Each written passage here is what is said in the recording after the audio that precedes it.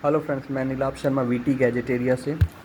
आज हम एक high quality Bluetooth 5 volt DC supply circuit बनाएंगे जो बहुत मुश्किल नहीं है, आसान है। और इसको बनाने के लिए हमें कुछ कंपोनेंट्स की ज़रूरत होगी। इसको क्यों बनाएंगे पहले वो भी समझ लेते हैं।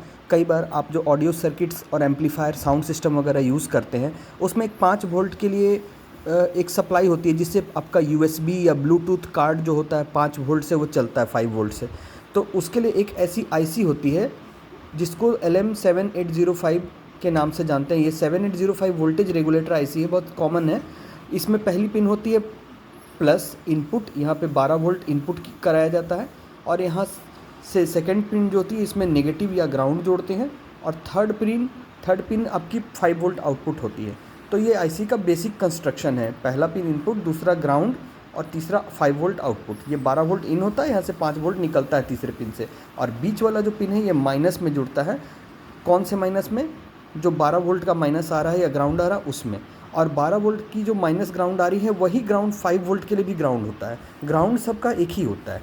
तो जो 12 वोल्ट या मेन सोर्स सप्लाई से ग्राउंड या माइनस नेगेटिव आ रहा है वही नेगेटिव वही ग्राउंड 5 वोल्ट के लिए भी ग्राउंड बन जाएगा। ठीक है, तो ये बेसिक इस आईसी का डिज़ाइन है, वर्किंग। अब हम लोग आते हैं सर्किट डिज़ाइन पे। तो यहाँ पे दोस्तों मैं आपको बताना चाहूँगा, जैसा कि हम देख रहे हैं, आप इस सर्किट डायग्राम को अब ध्यान से देखिए। पहले मैं इसे थोड़ी देर स्टेबल करता हूँ, आप स्क्रीनशॉट भी ले सकते हैं।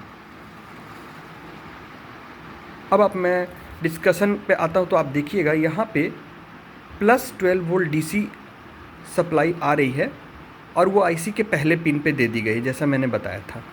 और यहाँ से नेगेटिव सप्लाई 12 वोल्ट की जो माइनस वाली नेगेटिव या ग्राउंड वाली तार है वो आ रही है, उसको आईसी के सेकंड पिन बीच वाले पिन पे दे देंगे। और वही ग्राउंड आगे भी जाएगी, 5 वोल्ट के सप्लाई में ग्राउंड बन जाएगा वो। ठीक है, और तीसरे पिन से 5 वोल्ट डीसी का आउटपुट हम लेंगे। और यहाँ पे 100 ओम के 2 रेजिस्टेंस हमने या रजिस्टर कह लीजिए उनको पैरेलल कर दिया है। आप देख रहे हैं 100 ओम के 2 रेजिस्टेंस को हमको इस तरह से जोड़ लेना है पैरेलल करके। और यहाँ से फाइनल आउटपुट आपको डीसी मिलेगी। यहाँ तक तो बेसिक सर्किट आप समझ गए। पहले पिन में हमने 12 वोल्ट इन करा दिया, दूसरे पिन में जो माइनस या ग्राउंड की सप्लाई आई 12 वोल्ट से उसको जोड़ दिया, और वही माइनस की सप्लाई आगे चलेगी, वो आगे के लिए भी वही ग्राउंड रहेगा।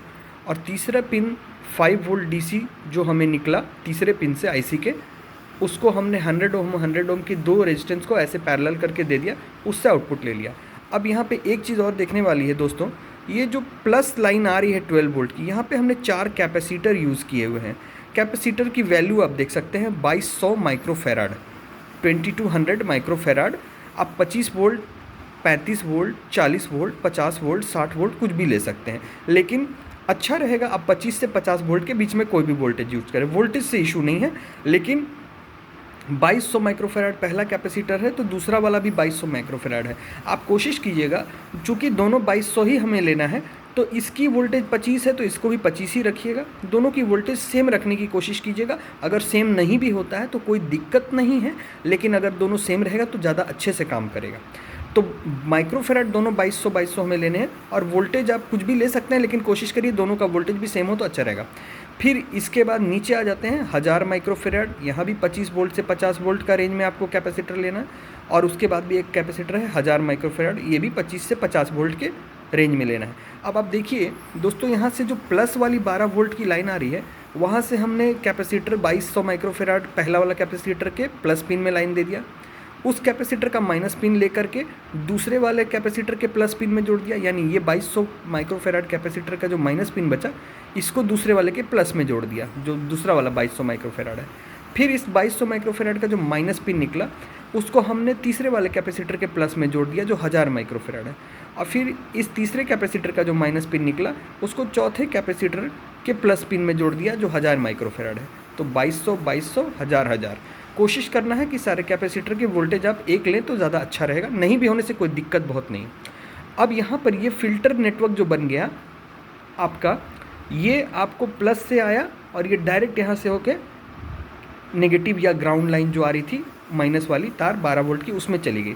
और यहीं से ये प्लस जो आगे बढ़ा, ये आपके आईसी में प्लस मैंने पिन 1 में दे दिया इनपुट में, और पिन 2 में तो वही ग्राउंड हमने दे दिया है, इसी ग्राउंड पे हमारा कैपेसिटर का भी ग्राउंड आके जुड़ गया है, और इसी ग्राउंड पे हमारा आईसी का भी पिन 2 जुड़ गया, और इसी ग्राउंड पे हमारा 5 वोल्ट का भी माइनस या ग्राउंड जुड़ेगा।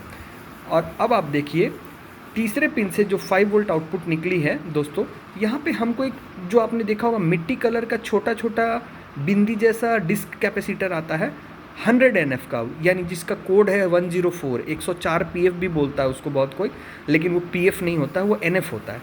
तो यहाँ पे 100 NF या 104 कोड वाला सिरेमिक कैपेसिटर आपको लगा देना है। आपको ध्यान रखना दोस्तों, आप सिरेमिक ही लगाएं तो ज़्यादा अच्छा रहेगा। ऐसे तो 104 नंबर पे आपको मेटल कैपेसिटर भी मिलेंगे, बहुत सारे मिलेंगे, आप कोई भी लगा सकते हैं, लेकिन सिरेमिक ही यहाँ पर ज़्यादा अच्छे से काम करेगा। कोशिश करिएगा सिरेमिक मिल जाए तो सिरेमिक लगाएं, अगर सिरेमिक नहीं मिलता है तो आप कोई भी लगा सकते हैं, पर कोशिश करें सिरेमिक लगाने का। तो 104 कोड वाला 100 NF का एक सिरेमिक कैपेसिटर यहाँ लगा दें, और यही लाइन जब आगे बढ़ेगी तीसरे पिन से निकल के आईसी के, तो जैसा कि मैंने पहले बताया था 100 ओम के 2 रेजिस्टेंस हमने पैरेलल कर दिए। ये वाट, हाफ वाट, क्वार्टर वाट, 1 वाट, जितना वाट मोटा आप चाहे लगाएं, या पतला भी लगा सकते हैं, क्योंकि आपने 2 लगाया है, कोई दिक्कत नहीं होगी। तो यहाँ पे 2 रेजिस्टेंस 100 वाट के पैरेलल कर दिए, और यहाँ से आउटपुट निकल गया।